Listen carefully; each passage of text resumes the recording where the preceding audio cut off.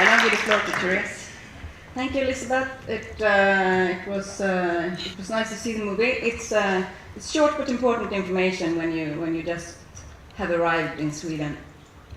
I will talk a little bit about this financial literacy test, the global one, and I'm just going to brag a bit because we are the best. 71% of the Swedes are financially literate. And that is really good news, but it's not good enough. It means that 30% of the Swedes don't know how to handle their everyday economy. And this picture is just to show that in Sweden, we don't really pay by cash anymore. I think it was like six or 7 years ago I used cash in Stockholm.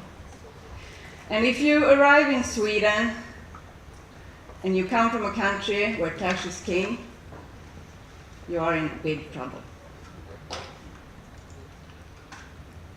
This is from the same test.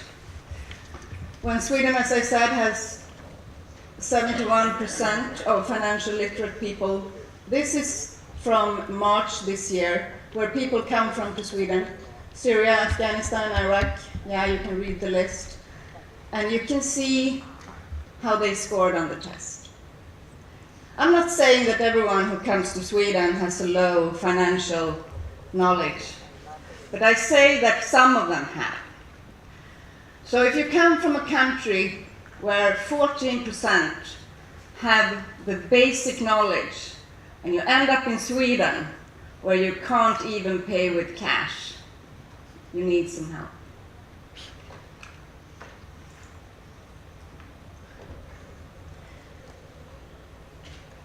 In 2008, we started to look into this. I said, yes, we do. So we did a book, a Swedish book, where you can learn Swedish, and it just happened to be about finance.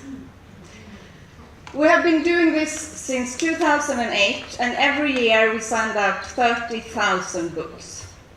So I can tell you that it works. I'm not sure that everyone that reads the book and discusses the topics are going to make it when it comes to finance in Sweden. I don't have any proof of that.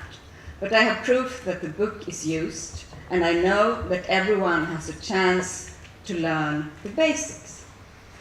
When we did the first book, people asked me, what about the people who can't read? What about the people who can't read any language? And quite frankly, we can't help them. And that is another problem. If you come to Sweden and can't read, you will not be able to pay a bill. So someone has to teach these people to read. Financial education cannot solve everything. But if you can read, and if you can do some calculation, you still need to understand the Swedish system. And that is what talk about, that they have to talk about money. And even if they don't need to know it all, we want them to know where to point. If someone comes to you and asks something, you need to be able to tell them where they can get the answers.